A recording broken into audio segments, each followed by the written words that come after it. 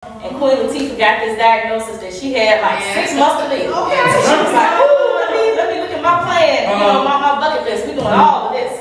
Right? And it turned out she wasn't even dying. Right? What would you do if you found out you only had a little bit of time?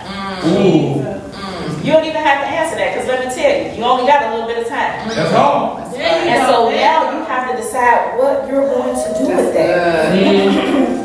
And so, guys, only God knows how long we will live. So keeping this verse 14 in mind, again, it's not for us to party it up, but it's to remind us of our complete dependence on God. Because only He knows how long we're going to be here. He sure does.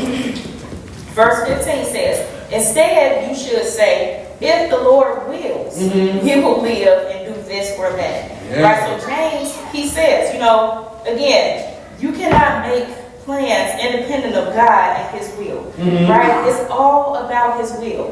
When we were growing up, well, even until she passed, my mom would say, if you ask her, was she finna do something? And then I've heard, a lot of people say it now, they'll say, oh, I'm gonna do it, God willing. Right? Or if the Lord wills, that's what I'm gonna do. And even as a teenager, I used to think that was just the Christian thing to say. You was just like a super saint. If you threw that in there, your response. Right. And it wasn't until we got older, and especially as she got sicker, and people would say, are you doing this for a holiday? And she'd say, if the Lord wills. And that's when it really dawned on me, like, she really means if God lets her see that day, that's what she's gonna do. Yeah. Again, the reminder of the complete dependence on God, because we don't know. Nope. I found myself saying it now, and I mean it, because I really don't know. Right. My planning book is full, and I don't know if I'm gonna see all of it. Yeah. You know what I'm saying? Yeah. So we have to keep that in mind, this complete dependence on God. Verse 16 says, but as it is, you boast in your arrogance. All such boasting is evil. So guys, again, this is not saying that if you make plans and share your plans that you evil, right? Or that you arrogant. But he was talking to the people that you're planning with such confidence without God and independent of God, and that is arrogant. That's arrogant. Because again, you don't know if you're going to be here, and you don't even have control on if you're going to be here. And you got the nerve to say what your plans is? Independent of God. Right? And guys, remember, this arrogance is like the root of sin. This is what happened with Lucifer, right? It wasn't that he just was evil. He was arrogant. And that arrogance led to his entire downfall. Right, guys? We don't want that type of arrogance. So the arrogance that it's talking about here, guys, it's a hurt issue. You can share your plans with anybody, and we can't look and say, oh, that's so arrogant. They ain't including God in their plans. We don't know what you're doing in your heart. Right? So guys, it's a heart issue. So I got 3 questions for you to ask yourself, to check. Are you including God in your plans? The first one is, have you sincerely prayed about it? Have you gone to God in prayer to say, God, is this the direction I should take? Or the decision that I should make? 2, have you went to the Word about it? Right? All the answers are there. He's left it for us.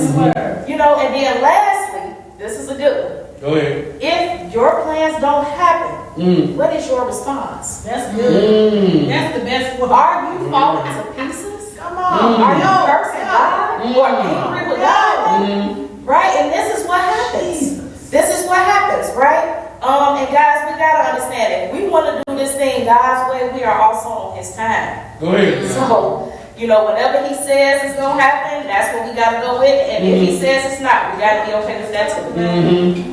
Verse 17. So it is sin to know the good and yet not do it. Okay, so guys, when you know better, you do better. Yeah. Right? And Jesus said in Luke 12, we say it a lot, to whom much is given, much is required. Yeah. Right? We know this. So once we know the right thing to do, now we are held accountable to do it. So guys, this when James is saying that last verse, remember now he's summing up all of chapter 4. So we learned about it last week when it talks about resisting the devil, and he will flee. Not being friends with the world or friends with people who are friends of the world, right? So that, as well as knowing that we got to trust and depend on God. James is summing that all up in that one verse, is saying, okay, so now you read all of this and you know all of this, now you got to do it. Come on. Right? In my studies, one of the commentators said greater light requires greater responsibility or gives greater responsibility. What that means is don't just say you're a Christian. When you know what a Christian is supposed to do, now you got to do it. Yeah. That's it. Yeah. Right? That's it. Okay, so the second part of the lesson teaches us to focus on the Lord's return. James 5. So guys, James 5, 1 through 6 is left off and probably for time's sake. But in those verses, James criticizes the rich who basically gets rich, or wealthy off the backs of workers, right? And basically misusing workers while they live in this fancy life. Okay, so just like an unjust farmer who, they can work people like a dog and try to live fancy, but they still don't have control over the rain. No. So James brings this up. And so then in our lesson, verse 7, it says, therefore, brothers and sisters, be patient until the Lord's coming. See how the farmer waits for the precious fruit of the earth and is patient with it until it receives the early and the late rains. So guys, James in verse 7, he's calling all Christians, but especially those that are enduring hardship. That's really who he's talking to, right? To patiently endure until Christ returns. And I love the fact that he uses the analogy of the farmer, right? So he says, look at the farmer, right? And even the fact that he uses a farmer, he's letting us know that while you're waiting, you're not twiddling your thumbs. Come on. You working. You working. You're working while you're waiting. Okay? Because that's what the farmer is doing. The farmer doesn't quit when the harvest doesn't come immediately. Deacon Payson just talked about this in Patience on Tuesday. I thank God for that lesson. I needed it right then. Right? The farmer keeps working even when he can't see the crop. Yeah. Right? And so as Christians, we too must work hard and be patient even when the reward seems far away. Yeah. While I was studying, they gave a long list of things that the farmer does that the Christian should do. And a couple of them really stood out to me. One of them was make sure that you're waiting with expectancy. Yeah. Right? That has to deal with our hope. Right? So you're not just waiting and you're not just working, but you have the end goal in mind the whole time. I don't know about y'all, but sometimes I gotta see the end or see at least the light at the end of the tunnel to really keep pushing. And so the farmer waits with expectancy because they know if I keep working and keep waiting, the crops will be there. Guys, as Christians, we gotta keep working and waiting because we know Christ is coming. We know that, or we should know that. And then another thing is we have to wait with understanding of the seasons. Right? The farmer understands the seasons. He knows that there will be a time for sowing, a time for reaping. There's going to be a season of plenty rain, a season of little rain, little sun, a lot of sun, right? He understands that and he plans accordingly. Right? The whole time though, he's still waiting and dependent on God to bring the seasons and change the seasons like he knows that he will. We have to do the same, guys. I know we don't like it, but it's going to be a season of struggle. We're going to have a season of loss, a season of grief, a season of pain. We ain't even going to know when we're going to be out of it, but we're going to have it. We're going to have it. But guys, the good news is we also have seasons of plenty. We also have seasons of joy and happiness. Right? Guys, we got to learn to prepare better in those seasons so that when those other seasons come, they don't hit us as hard. Right? We got to understand that they're coming. The seasons are going to change. Just like they changed with the farmer. And then I love the part at the end of that verse where it says that God sends the early and the late rains. So guys, this really refers to the time of the season that God sends the rains, right? So the early rains is like late October, early November, and that rain would like loosen up the earth for plowing. Right? And then the later rains, that will come in springtime, like late April, early May. And that was to make sure that, the crops were mature for the harvest. Right, guys? The good news is that God knows not just when to send the rain, but he knows how much to send. Right? The farmer has to understand and know that God knows how much to send. When I was like a teenager, my mom thought it was a good idea to give me the chore of watering her plants. Okay? Now she has a ton of them. A ton of them in the living room. Okay? It wasn't until they died. All of them. And I was nicknamed the plant killer. That we realized I don't have the green thumb. To this day, I don't want to plant because I don't want to kill it. Okay? But I learned during that time that some plants need more water than others. And I didn't even know until then that you can overwater a plant. I didn't know. I thought it was going to save me time. And maybe the plant would just suck up what it needed and leave the rest for later. It didn't work that way. It drowned. Okay? But think about how good God is. That He knows, even before any of the watering mechanisms we have, He knew how much water to send for the crops. And He knew when to cut it off. How meticulous of a God that we serve. That just like with the crops, He knows how much to provide for us and when. He knows when to cut it off so we don't get greedy. He knows when to stop it and dry it up so we don't get arrogant. He knows when to take it all away. He knows how much to send and when. Verse 9 says, brothers and sisters, do not complain about one another. Okay, oh no, I'm sorry guys, I skipped verse 8. You also must be patient. Strengthen your hearts because the Lord is coming near. Right? So guys, some versions also say establish your hearts. Guys, it's basically saying make sure your heart is rooted in Christ. Because that's what's going to help it remain strong when the circumstances come. And then right there, I don't think we can say it any plainer. The Lord is coming near. We know. We know He comes. Right? Strengthen your heart. Prepare your heart. Verse 9, brothers and sisters, do not complain about one another, so that you will not be judged. Look, the judge stands at the door. Guys, some of us don't even need hard times to start talking about church. Right? James, he's reminded though, especially during hard times, sometimes it's easy to mistreat one another. But he's saying, don't be grumblers or complainers. When it refers right there to do not complain about one another, it's talking about judging one another. Right? Talking about one another. He's saying, don't be grumblers, don't be complainers, don't judge one another, or you too are going to be judged during your hardship. Even during your hardship, you're going to face this condemnation. Right? Guys, sometimes we going through and we always going through. Right?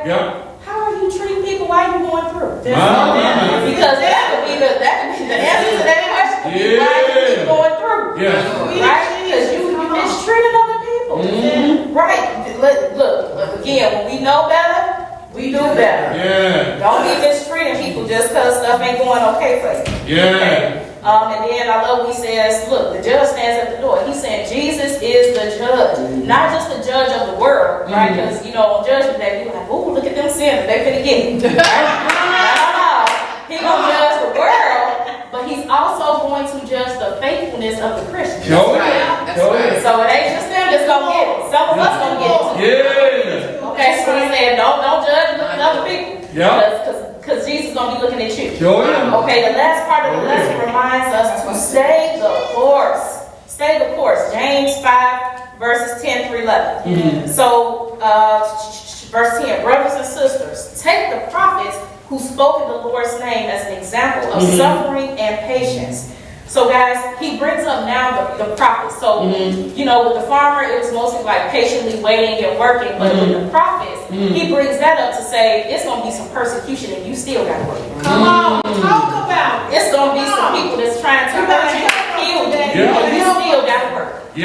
Right? And so the book brings up, how Jezebel killed so many of the Lord's prophets, right? How Stephen, he spoke up about how the prophets were persecuted and killed right before he was killed. How the Hebrew writer mentioned that the prophets were tortured, flogged, imprisoned, and even killed. And guess what, guys? In a lot of parts of the world, Christians are still being persecuted and even killed. Okay, now we might not face that because we're American. But, hey, we don't know when our time is going to be. And we still are persecuted in many different ways. Ours is just on social media and stuff like that where we ain't being physically touched. But we're still persecuted just the same. So he brings up these prophets to show patience during hard times. And, even though they suffer persecution, guys, they all still stayed the course. That's the biggest example. And then I love in verse 11, he ends it off talking about our boy Job. It says, see, we count as blessed those who have endured. You know, and we do. You know, when we bring up the different prophets and stuff, we're like, oh, they were amazing. They were great examples. Guess what? What? Are you going to be an example like them? Come on. They suffered. Yeah, that's it. They had to really go through. Yeah. You think some of our problems is tough? They had to go through. Okay? We love the example of Job. Are you willing to do what Job did and let go of what Job did? So let's look at it. It says, you have heard of Job's endurance and have seen the outcome that the Lord brought about, and the Lord is compassionate and merciful. Guys, the toughest thing about Job is he didn't even know why he was going through what he was going through. Right. He didn't even know why his health failed, his kids died, his crops died. He didn't even know, because remember, he was an upright man. The Bible says that he did what he was supposed to do. He had a right relationship with the Lord. So he had no idea why he was suffering. Guys, this is a lesson for us that sometimes we won't know either. Come on. Nope. Tell it. Sometimes we won't know. Sometimes we get ourselves into some stuff. Yeah. But sometimes we won't know why we don't know. Yeah. And it's not for us to know. Yeah. You know, sometimes it's only for us to understand and accept that it's God's will, and that's it. Yeah. Yeah. And for Job, that was it. It was literally just because it was God's will. Yeah. And God knew the reasoning and the purpose, but he didn't. We have to accept that too, guys. Yeah. Sorry. We have to accept that too. Yeah. That sometimes it's just God's will. So it was a few things that the lesson teaches us that makes Job such a significant example. One, it was his perseverance, right? If you remember, literally as thing by thing was taken from him, he refused to curse God.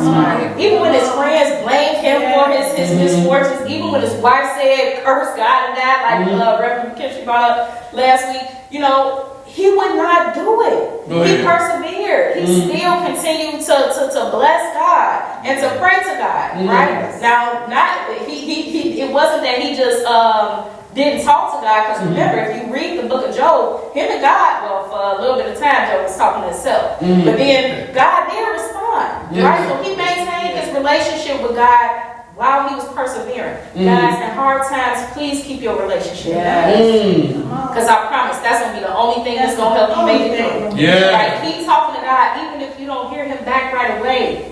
Right? Keep talking. Keep waiting. Keep praying. And I promise we'll persevere. The second thing, the end intended by the Lord is something else that we see. Right? So we knew, now Job didn't know, but we know from reading the word that God controlled all of that. Even though Satan was the one who was allowed to mess with Job, God gave him permission. And we knew that God controlled the time. So when it was time for it to be over, God stopped it. That's good news, guys.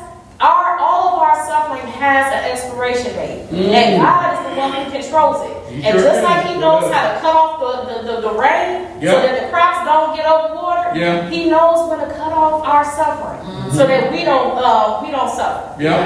Okay, and then the last thing, it says that the Lord is compassionate and merciful. Now, I know when you first read the story of Job, it does not sound like the Lord is compassionate and merciful. It's like, that's a bogus story, okay? But guys, one, when it talks about his compassion, he rewarded Job in the end of all of this, right? Now, he didn't have to do that. He's God. He can do whatever he wants. He could have left Job to Satan, right? If that's what he wanted to do. Even though Job had a relationship with him. He could have. Right? He did not have to reward him for his suffering. And again, like in the book of Job, he didn't even have to respond back to Job. He didn't have to, because he's God. Right? And then it talks about him being merciful. Guys, when I think about the merciful part of it, it didn't matter how great a relationship Job had with him, or any of us have with God. If we're honest, none of us deserve to be alive if it was just based off our goodness. We might have a great relationship and prayer life and everything else. But if it was just based off our sin or how good we were, none of us would be here. We don't deserve it. And so even with Job being an upright man, he didn't even deserve to be alive. Because I guarantee he's sin somewhere. Right? But God was so merciful that even when Satan wanted to try him, he said, you can take everything away, but you can't take his life. Right? You can mess with his family and all this stuff, but you can't take him. Right? And because he didn't take him, God did restore him twofold at the end of it. God is merciful, guys, even to us. We might think our loss is losses are the worst thing in the world. We might think, and some stuff might hit us, and we think we'll never recover. But I promise you guys that God is so merciful that despite all of that, He left us here for a reason. Right? Our suffering is for a reason, and He left us here for a reason. Most of the time it's because of our testimony. Yeah. Right? Yeah. And so guys, just to sum all of this up again, our main priority is to trust God, to depend on God. And even when things hit us, to continue to trust and depend on Him. And I promise everything else will fall in place. Yeah. So please be encouraged, guys, to keep working and keep waiting and keep expecting the Lord. Yeah. Amen.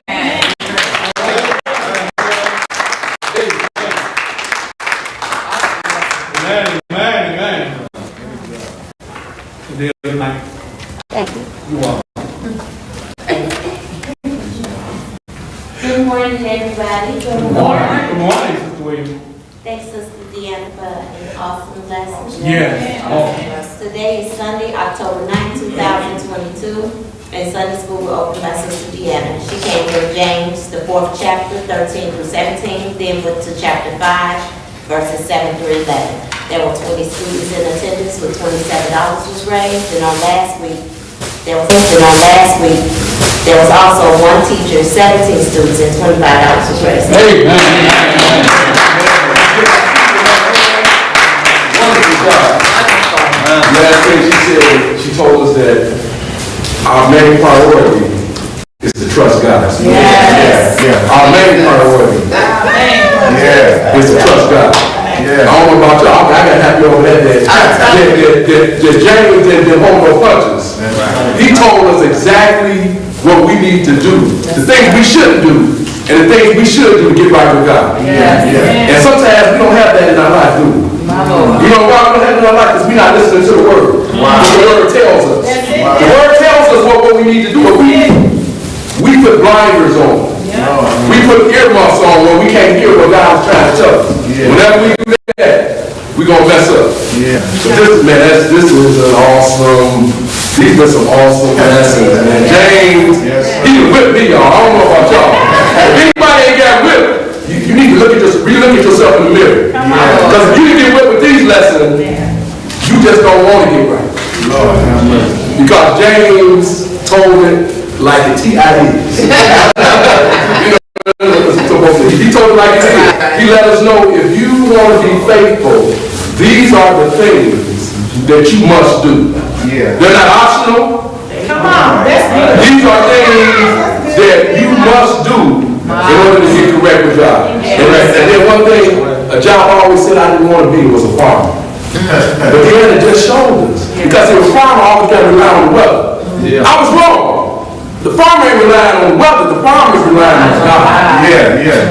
And sometimes we get so confused that the farmer got to rely on the weather. All he is relying on God. God, I know you're gonna give me the rain. You're gonna give me exactly what I need so I can produce these fruits that I need to produce. So I can have a crop that I want. They're trusting God. To me, that's a great profession. And how many know that we all should be like farmers? It's a metaphor for the Christian. We are like farmers. We must allow God to give us the increase. We must trust God that He gonna do what He said He gonna do. And when we know that God said He'll do it, right? Amen. I'm fired up. Amen. You got to be fired up this morning. You know? And one thing I talked about Tuesday was kind of piggyback on what she said. Without patience, none of this is possible. Stop getting bent out of shape. Just be patient and watch God work. Watch him. Just watch him. He'll open up doors for you. He'll do everything you need him to do. As long as you're doing what you're supposed to do. See, we blame God, but it's really us. Amen. So we just thank you right now. We thank you for our teacher, God. We thank you for these lessons in James, God, to showing us what we must do in order to be faithful, God. God, we thank you for the church home that you've given us, God, this gift of the word that we get every Sunday, God. God, we just thank you for showing us